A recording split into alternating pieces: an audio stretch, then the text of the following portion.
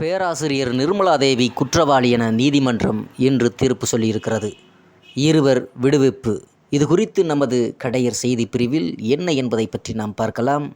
கல்லூரி மாணவிகளை தவறாக வழிநடத்தியதாக தொடரப்பட்ட வழக்கில் பேராசிரியர் நிர்மலாதேவி குற்றவாளி என விருதுநகர் 2வது நீதித்துறை நடுவர் நீதிமன்றம் தீர்ப்பு வழங்கியிருக்கிறது.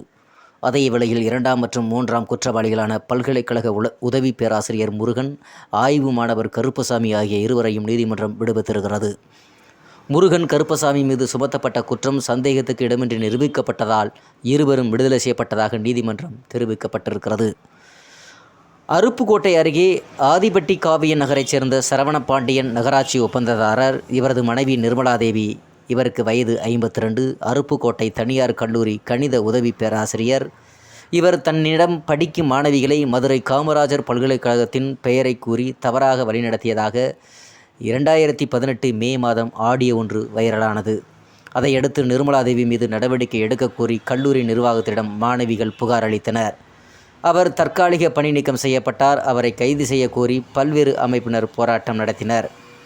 அதையடுத்து நிர்மலாதேவி மீது சட்டப்பூர்வ நடவடிக்கை எடுக்க கோரி அருப்புக்கோட்டை நகர் காவல் நிலையத்தில் கல்லூரி செயலாளர் ராமசாமி புகார் அளித்தார்.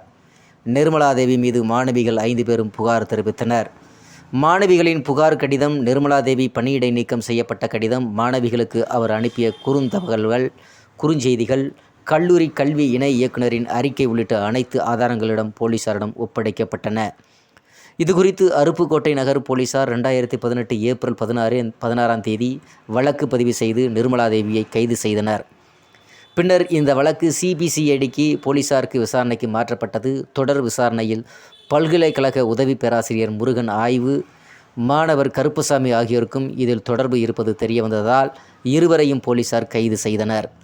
நிர்மலாதேவி உட்பட 3 பேர் மீதும் பெண்களுக்கான எதிரான வன்கொடுமை தடுப்பு சட்டம், விபச்சார தடுப்பு சட்டம், தகவல் தொழில்நுட்ப பரிமாற்ற முறைகேடு தடுப்பு சட்டம் உள்ளிட்ட 4 பிரிவுகளின் கீழ் வழக்கு பதிவு செய்யப்பட்டது. 1360 பக்கங்கள் குற்றப்பத்திரிகை.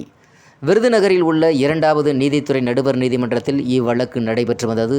1360 பக்கங்கள் கொண்ட குற்றப்பத்திரிகை தாக்கல் செய்யப்பட்டது. பின்னர் ஸ்ரீவில்லிபுத்தூரில் உள்ள மாவட்ட மகளிர் நீதிமன்றத்திற்கு வழக்கு விசாரணை மாற்றப்பட்டது. இந்த வழக்கின் தீர்ப்பு கடந்த 26ஆம் தேதி அறிவிக்கப்படும் என தெரிவிக்கப்பட்டது.